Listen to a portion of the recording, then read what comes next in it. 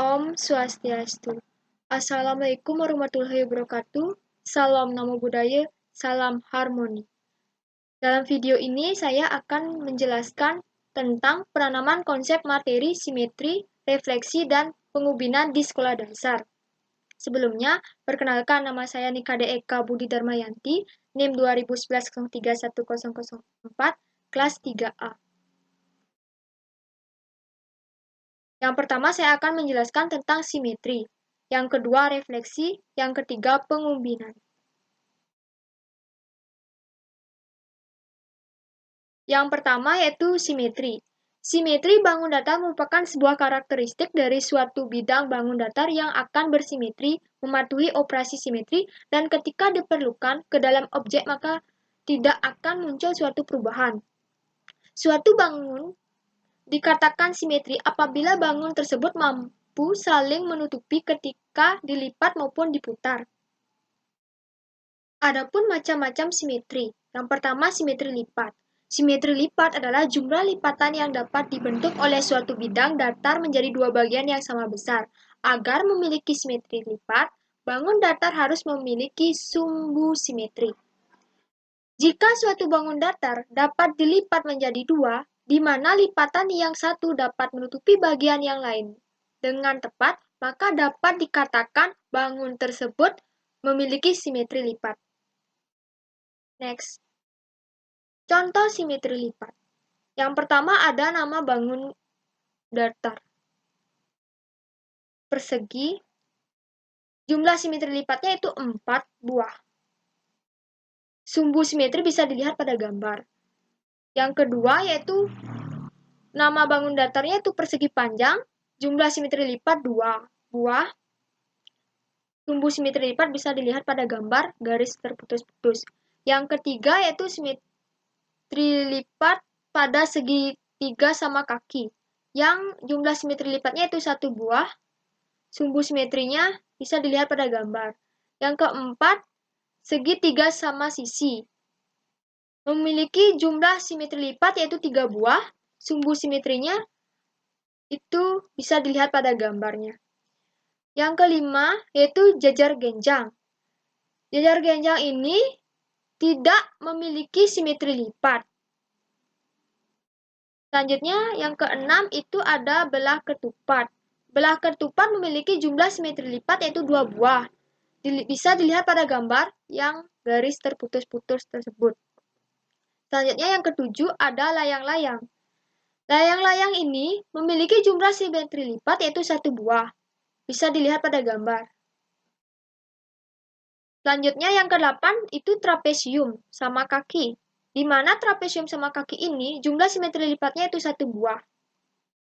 Bisa dilihat pada gambar garis terputus-putus tersebut. Yang terakhir yaitu lingkaran. Lingkaran banyak sekali, sampai tidak terhingga memiliki jumlah simetri lipat. Jika dilipat, maka simetri itu sudah sampai lebih dari simetri lainnya. Contoh simetri lipat dalam kehidupan sehari-hari. Kita dapat melihat dalam kehidupan sehari-hari seperti pada laptop. Laptop adalah contoh jenis simetri lipat, di mana laptop jika ditutup maka laptop akan menutupi bagian dengan tepat. Hal ini bahwa laptop termasuk bagian dari simetri lipat. Next. Selanjutnya ada yang kedua yaitu simetri putar.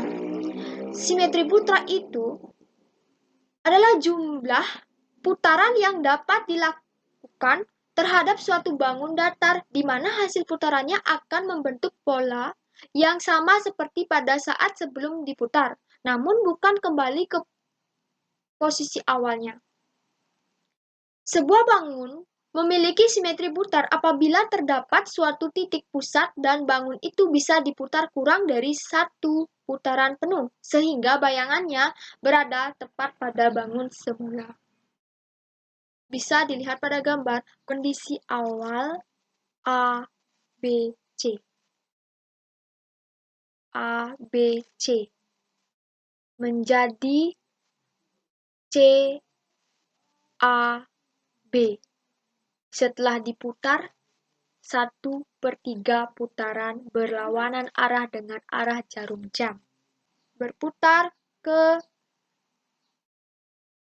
kiri. Selanjutnya yang kedua itu dia berputar ke kanan, di mana dari kondisi awal A, B, C menjadi B, C, A. Setelah diputar 2/3 putaran, berlawanan arah dengan arah jarum jam pula. Next. Yang kedua yaitu refleksi. Nah, pencerminan atau bisa disebut refleksi itu pada bangun datar merupakan sebuah transformasi atau perpindahan suatu titik pada bangun datar dengan menggunakan sifat benda dan bayangannya pada sebuah cermin datar. Sifat-sifat pencerminan pada bangun datar. Dari gambar tersebut dapat disimpulkan sebagai berikut. Bisa dilihat pada gambar. Pertama itu objek dan bayangan akan selalu sama. Yang kedua, jarak setiap titik yang ada pada objek terhadap cermin sama persis dengan jarak setiap titik yang ada pada bayangan terhadap cermin. S sama dengan S aksen. Yang ketiga itu ada tinggi dari bayangan akan sama dengan tinggi bangun aslinya. H sama dengan H aksen. Yang keempat itu garis yang menghubungkan setiap titik dibangun dengan titik yang ada di bayangan akan selalu tegak, lurus terhadap cermin. Yang di sebelah kiri itu objek dan di sebelah kanan itu bayangan objek. Next. Adapun sifat-sifat pencerminan pada bangun datar. Dari gambar tersebut dapat melihat sifat-sifat pencerminan sebagai berikut. Bisa dilihat pada gambar. Di mana yang pertama itu luas segitiga ABC sama dengan luas segitiga A aksen, B aksen, C aksen. Karena segitiga ABC kongruen dengan segitiga A aksen, B aksen, C aksen. Yang kedua, C dan P sama dengan C aksen dan P. A dan Q sama dengan A aksen dan Q. BR sama dengan B aksen dan R. Artinya, jarak titik pada setiap sudut segitiga ABC terhadap cermin sama persis dengan jarak titik pada setiap sudut segitiga A aksen, B aksen, C aksen terhadap cermin. Yang ketiga, segitiga ABC sama dengan tinggi bayangan, yaitu segitiga A aksen, B aksen, C aksen. Yang keempat, ruas garis A dan A aksen, B dan B aksen, serta C dan C aksen tegak lurus terhadap garis cermin P dan R. Bisa dilihat pada gambar. Yang ketiga yaitu pengubinan. Pengubinan adalah pemasangan atau penutupan suatu bangun datar dengan bangun datar lain yang kongruen yang saling berimpit sampai menutup semua bidang bangun datar dengan sempurna dan tidak terdapat tumpang tindih antara bangun yang satu dengan yang lainnya. Next. Adapun contoh pengubinan satu jenis bangun datar.